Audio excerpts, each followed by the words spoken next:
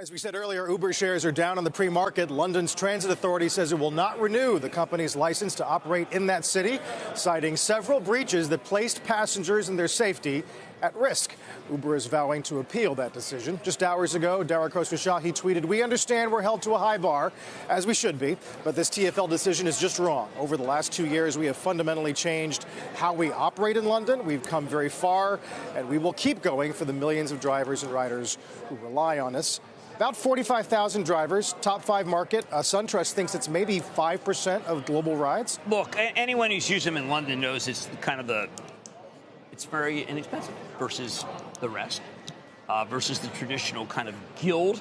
That's a guild over there for taxi drivers, and they're really busting it. So it's a little different from here in New York or from other cities where the incumbents didn't have a lot of favor of the customers. Doesn't matter.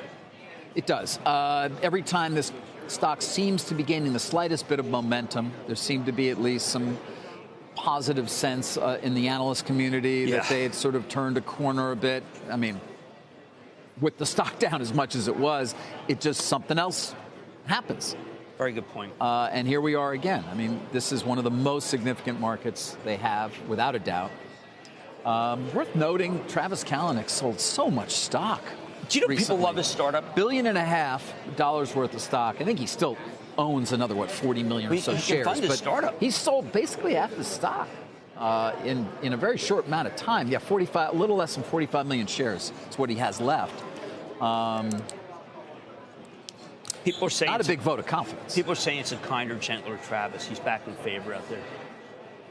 He can call me. Well, there had been this whole story of maybe Travis will one day do a pull Steve Jobs, you know. Well, I mean, Travis, I think he's changed from the day that he met me after speaking with my wife and said, "I am so much richer than you are," which I regarded as kind of a seminal That's your favorite Travis story. Well, but to me, it is kind of jarring when someone just comes up to you and say, "Hi, I am much richer than you." It's a showstopper. It's not know him then. That's not Dale Carnegie. I only met him after he sort of had become a little more humble. No, I got the full board Travis. I was there that night. The anti-Dale Carnegie man. But what do you do? What do you do with Uber stock? I think you buy Lyft. No, I actually think that Uber's coming close to a level. I want to talk with them because Uber Freight has done unbelievable things. Uber is here to stay. Let's just say it's here to stay. So there is some value to try to figure out what value. It's got the SoftBank discount. You know, that matters.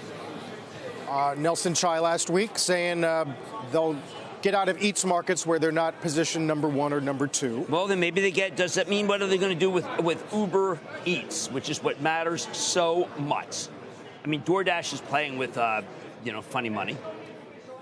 They're gaining share. The only one's gaining share. DoorDash gains share by just suddenly becoming your provider without you knowing it.